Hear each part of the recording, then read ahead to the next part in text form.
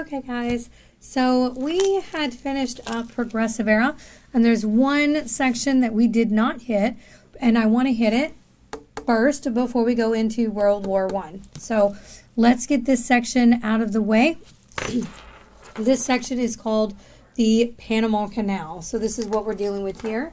The Panama Canal, which this right here is Panama. And then right here, we have this little stretch of land, and it's very, very small, small enough to do a canal and then to ship boats and ships and everything back and forth. And this geographical location is called an isthmus, okay? Now, generally, this question, they do want to know what the isthmus is, or they'll show you the map, and we have those hot spot questions where you're going to have to point to a map to show where something is, like where is Guam, or where is an area that we acquired from the Spanish-American War, and then you would have to find Guam, the Philippines, or Puerto Rico. Over here, they're going to want to know, hey, maybe where's the Panama Canal at? Well, here's Panama, and here's the canal right here where the isthmus is, okay? Now, the other question that they're going to want to know is, why is this so important? And we're going to do a little backtracking and explain this. Just so you know, this is the United States, North America. This is Mexico, onto further countries in Central America. Here we got Brazil right here, and Colombia. You know, this right here is South America, okay? So when you see the map, you know that we are in the area right in between Central America and South America, the little piece of land that connects the two. So why is it so important that we have the Panama Canal? We have the Panama Canal because it makes trade faster. So let's go ahead and erase our little map here, and I'm going to draw something a little less pretty, but you're going to get the point to it. Okay, so if we have this little area right here, right? There's Central America. This is our little isthmus area right here, okay? And then we have South Africa, okay? I'm sorry, not South Africa, South America. So this is Central America, and this is South America. Here's that little isthmus that we were looking at, okay? The point to the reason why this is so important is trade time, okay? We are lowering trade time, and another word for lowering is decreasing. We are decreasing trade time, okay? If we decrease trade time, we make it to where we can ship something faster, we get more money. We're able to ship something quicker, which means we'll get our money faster. It also means that we can ship more things faster, which means we're going to make more money. So if we decrease trade time, we are therefore increasing, or we can put upping. Increasing is like upping something. So we are increasing trade. Okay, so trade is what we're selling, right? Trade is our goods. That's the things that we're selling. So if we are decreasing the time it takes to get a good to a specific location, we are increasing the amount of trade that we can do. We are increasing the amount of things that we can sell within a specific amount of time. If trade initially took 3 months, okay, initially, but now that we've increased trade time by creating an isthmus, we go down to 1 week. Well, we can ship things faster back and forth, right? So if in 3 months, and I'm going to move this down here, if in 3 months we were only able to ship 2 items, okay? But now we can go back and forth in 2 weeks' time. So if it takes 1 week to ship and 1 week to get back, okay, we are now able to ship 2 things every couple of weeks. So every 2 weeks equals 2 items, okay? Well, there are 4 weeks in a month, so it means this would be equal to 1 month. This would be 4 items, right? We've already, in 1 month's time, increased what we were doing in 3 months. So if we were shipping faster, technically, in 3 months, 4 times 3 is 12. We would be able to ship, sell, and get money from 12 things rather than 2. So increasing the amount of things, increasing trade by decreasing the time it takes to get it there helps us make more money, okay? That's why this is an economic question, okay? Economic. This is an economic question. It is geographical, right? So economic or geographical, that is how it's going to be tested. And what do I mean by increasing trade time? Initially, when people had to ship something here, they had to go around South America to do so. Now, they can just go straight through South America. They can ship straight through, okay? So they are increasing their trade time. They make more money. This is the isthmus. It's geographical, okay? That's your economic and your geographical section here. Now, why do I have all of this stuff written on it? Well, Alfred Thayer Mahan believes in influencing, in the influence of sea power. He believes in imperialism. So I'll write that here. He is an imperialist. He believes that a country should be able to take over another country and use their resources and stuff to build up themselves, gain that money, and then continue to build up the military. Well, he is influencing President Theodore Roosevelt, who also agrees, and so therefore he creates the big stick policy.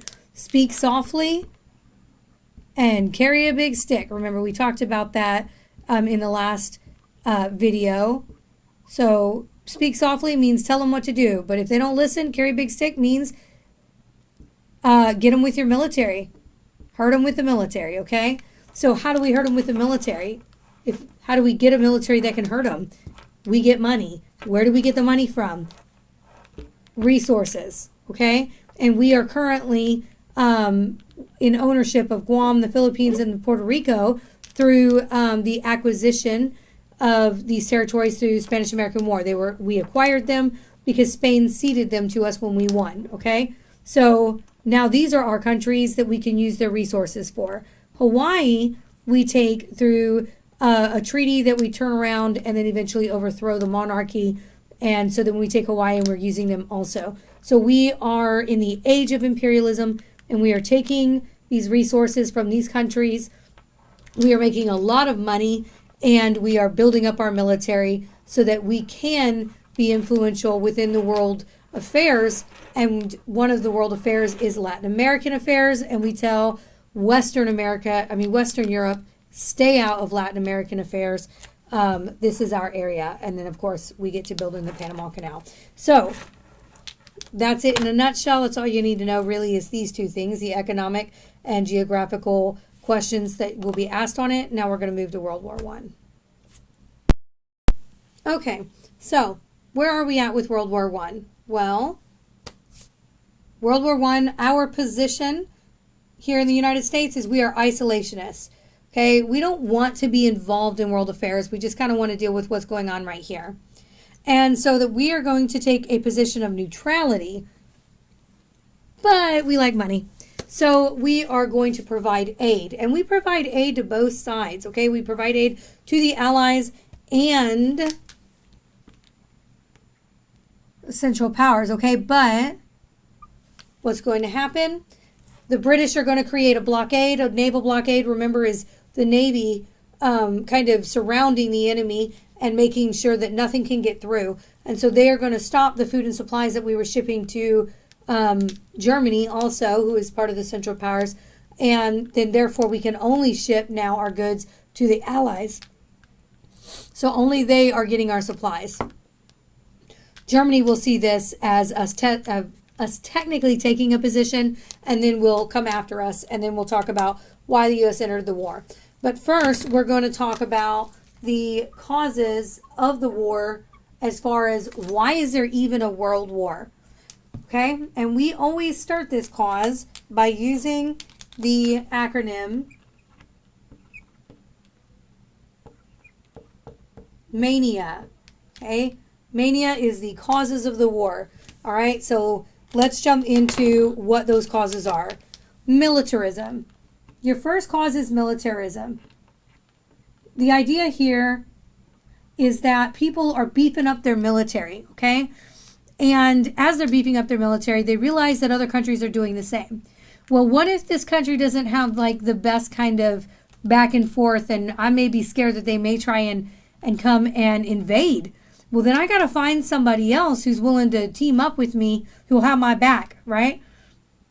And then if that person comes at me, I can call the other person and be like, hey, I need you to come protect me, right? So if I got beef with somebody, somebody else has got beef with them too, okay?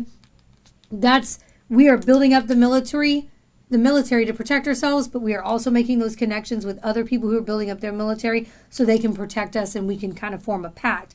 And that pact is an alliance, okay? And we will have 2 alliances in World War II, and it will be the Allies and the Central Powers. Next, we have this little concept of nationalism. Nationalism is the idea that you have like super patriotic pride that's like on steroids for your country, okay? And you absolutely love everything about your country. You love the culture, you love the traditions, everything about you. But what you hate is that other countries may come in and try to tell your country what they can and can't do. And that's the concept of imperialism. And we had just talked about imperialism, right? The age of American imperialism with Spanish-American War and the Panama Canal and things like that. Other countries are participating in imperialism also. And that makes nationalists angry. And when nationalists get angry, they join together and form groups. And the group that we're most focused on is the Black Hand. The Black Hand is the group that will go after the imperialist things that are going on in their country. Their country being Serbia. Okay? Now, imperialism, who's participating in imperialism over Serbia? Austria, Hungary. Okay? So what are they going to do about it? What is the Black Hand going to do about this? Well, they're going to assassinate. That's our A, assassinate.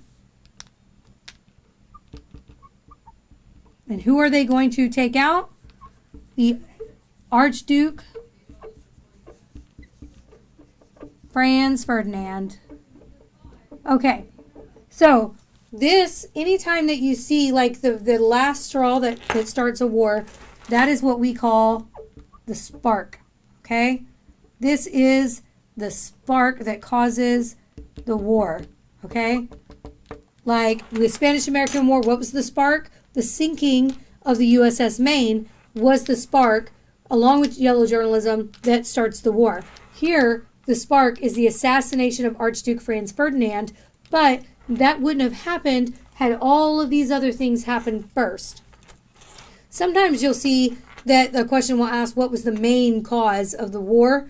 And the main cause is all of these things, but the spark is the assassination of the Archduke Franz Ferdinand, which is the answer. Okay, so, but Maine can have you thinking back to all of these things, and remember that when I say Maine, I'm talking mania. That A is Archduke Franz Ferdinand, okay, the assassination.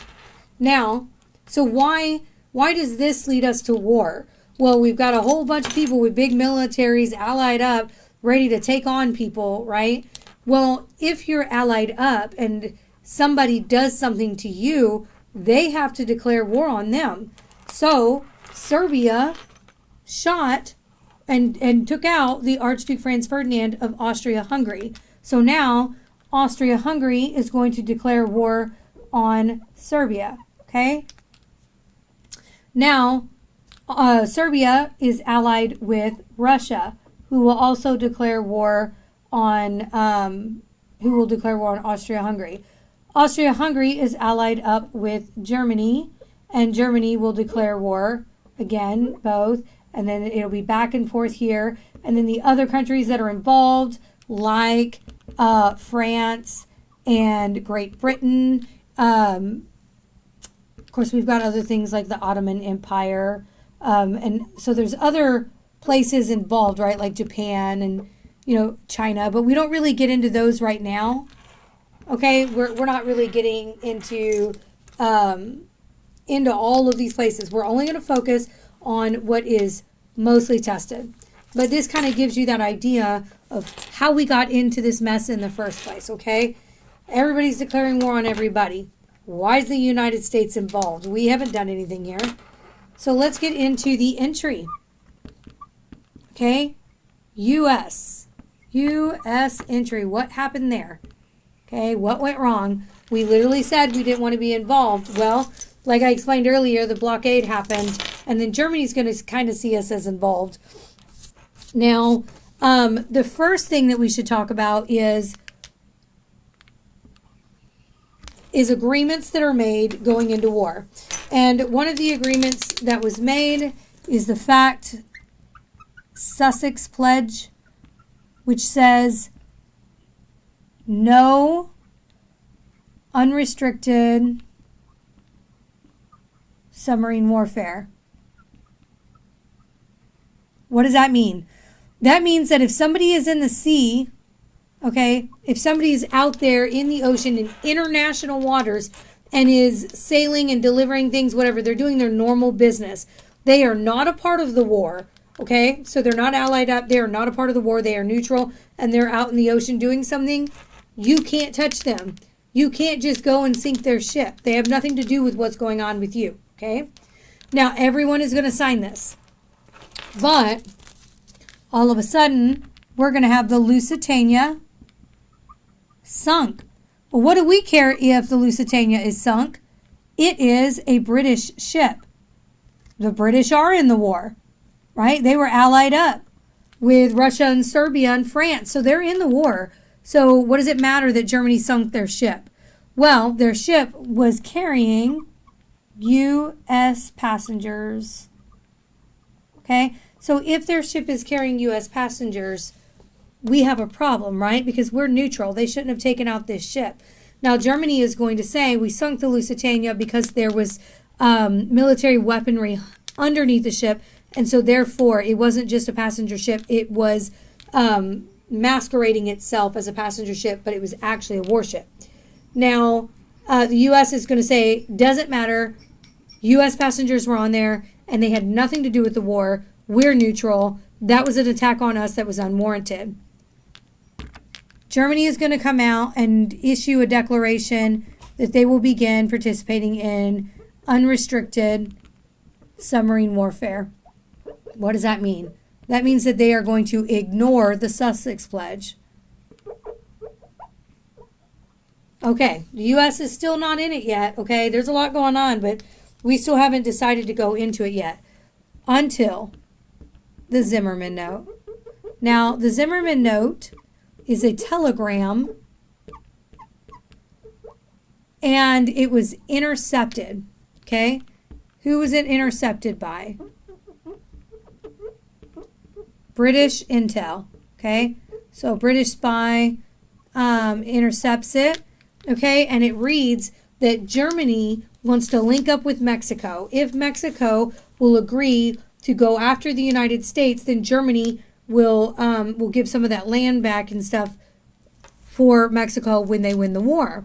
Now, this is intercepted, though, and the United States finally sees this as a call to war, and the U.S. enters, okay? U.S. enters. We are now a part of the war, okay? But we're going to go in, we're going to talk about the causes of the war, the main technology that's coming out of the war, and then we're going to talk about the final, how do we end the war, and where does that lead us into with regard to the Treaty of Versailles and the 1920s and stuff like that. Okay, let's get into the different effects that are going to happen because of the war. So one of the domestic effects is that we are going to ration. So what are we going to ration? There's many, many different things that we will ration. We will ration food. We will decide there will be ration stamps, and you will use them to get your food, and it'll depend on how many people in your family, how many adults, how many children, who all do you need to feed, and we will begin rationing food. We also ration things like gasoline. Okay? Carpool, jump in with somebody else, ration gasoline. We will also, there we go. We will have war bonds. What are these? It's like buying stock. Okay, stock in the government. So, hey, buy the stock now to support the war. After the war, you trade your stock in and you get a little bit of interest back for it. And so it's just a quick way to get money for the war. What else do? We open up factory work. Well, if all the men are gone, so one of the questions is, why were women more increasing in labor during World War I or during World War II? Well, it's because the men had to go to war. Someone had to work. So women increase. So women are going to work. Women work in the factories, and they also work in the military, okay, as like nurses and stuff like that.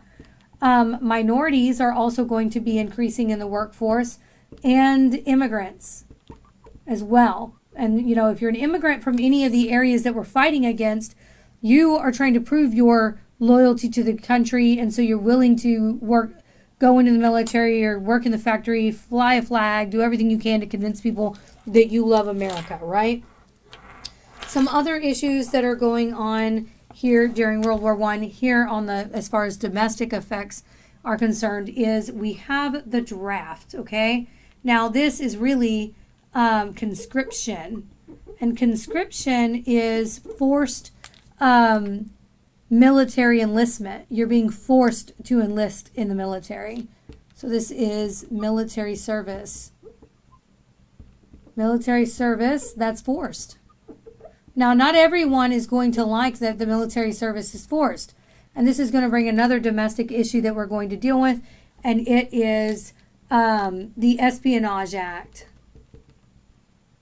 We have the Espionage and the Sedition Act. This is the concept that you cannot go and talk about whatever you want with regard to the war. Like your letters would be read that you're talking back and forth with your sweetheart, because the military wants to make sure that nothing has been said in there that shouldn't be said. Now, so you can't just talk about whatever you want if you're in the military, and you can't if you're out of the military. So if people are upset about the draft, there is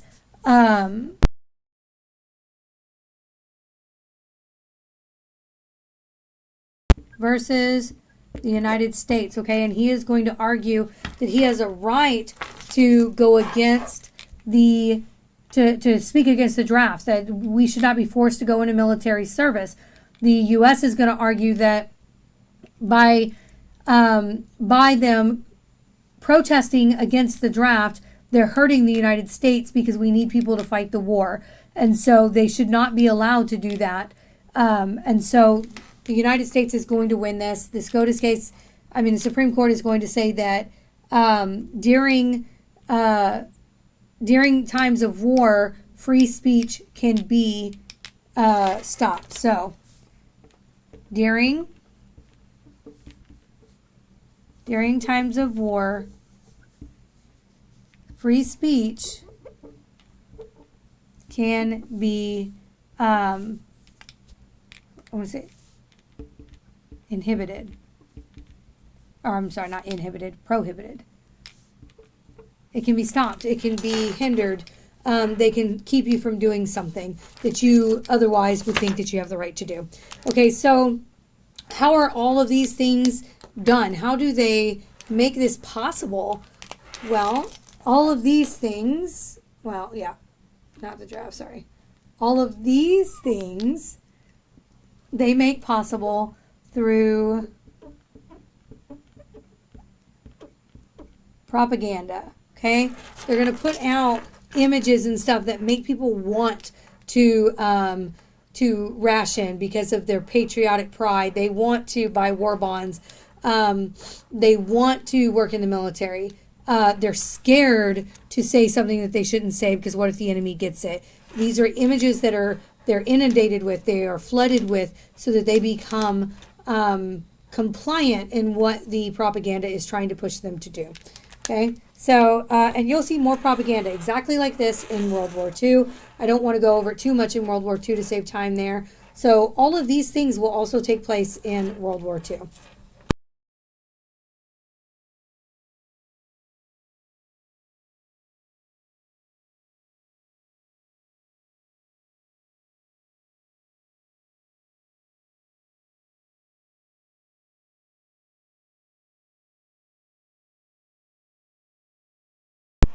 Prosperity that's going to take place right before the Great Depression. So here we are in World War I, finishing it up. The Battle of Somme, right before we get here, Battle of Somme takes place. This is the deadliest war that has happened, okay, to this day. Now, Germany and both sides are going to lose just an exponential amount of military lives. After the Battle of Somme, we are going to see Germany kind of take its attention. There's still some fighting going on, but take its attention over to the submarine warfare, which we talked about, and the Zimmermann Note, trying to kind of focus a little bit on the United States. The U.S. will enter. And this is where we get to General John J. Pershing and a little area that I did not write.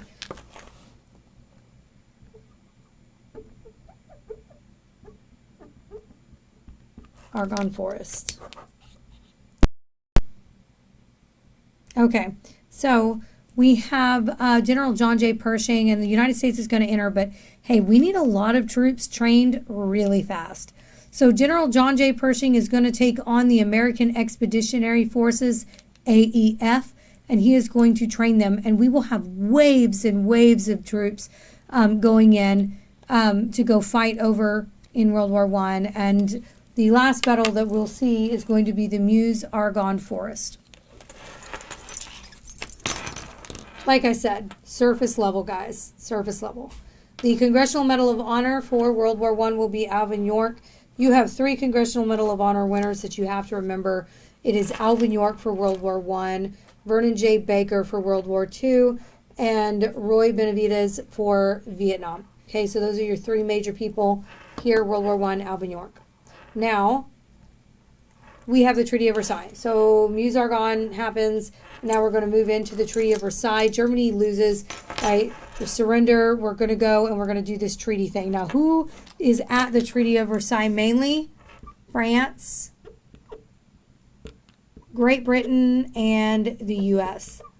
Okay? Now, initially Woodrow Wilson had his 14 points, which were his concept of what we would need to do in order to create peace. Now, one of the things, now you need to associate 14 points with peace, but one of the things that's going to happen is Woodrow Wilson is like done at this point, guys. Like you see a president go gray after like 2 years. Woodrow Wilson has been in the thick of it with World War I. I mean, the stress levels of this guy. He has a stroke, and he is not up to par for the kind of back and forth negotiations that need to happen in the treaty. And so what we initially see in the 14 points is not really going to be what transpires in the Treaty of Versailles, and it won't necessarily be in the United States' best interest to join the Treaty of Versailles. Now, the biggest takeaway from the Treaty of Versailles, other than the fact that we do not ratify and why we don't ratify, is the fact that Germany is expected to pay reparations. Now, we talk about Germany, we talk about reparations later in World War II, when we initially have to pay back reparations to people of Japanese heritage that were put in the camps during World War II. But reparations is the first time that we're going to see it within the year's scope, is with Germany having to repay all of the damages of World War I.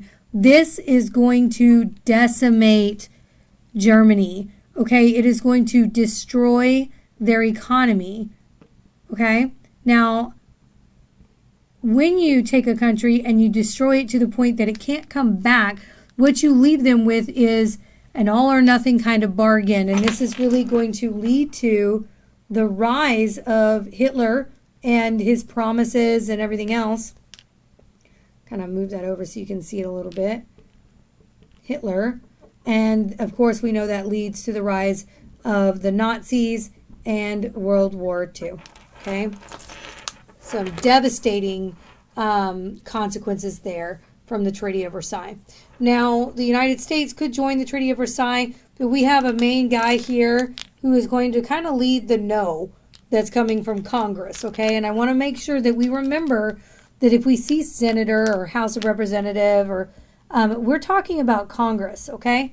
And Congress, specifically led by Henry Lodge, is going to be against signing the Treaty of Versailles because there is a section in there that says that if we join, we technically join the League of Nations, which means that if somebody ends up in war, we have to send our troops to go help them, which means we don't have full autonomy. We don't have full decision making over our own troops, and we'll lose sovereignty of them. And so Senator Henry Lodge, along with the rest of Congress, is going to decide to not ratify the Treaty of Versailles, and so we will not join. And that will be the end of World War I, and we're going to jump into 1920s. Now remember, we are done here. We are going to go into the 1920s, and you can look for that next video that should pop up. And you can also go to Miss Castillo's Awesome History, where you can go and you can access all of the modules and the vocabulary and the pictures of the vocabulary and things like that, as well as quizzes and you know, gym kits and things like that to help you study and get this information under your belt so that you can do well on your STAR, which, by the way, just as another reminder, is April 26th. Do not waste your time. This is a graduation requirement. Love ya.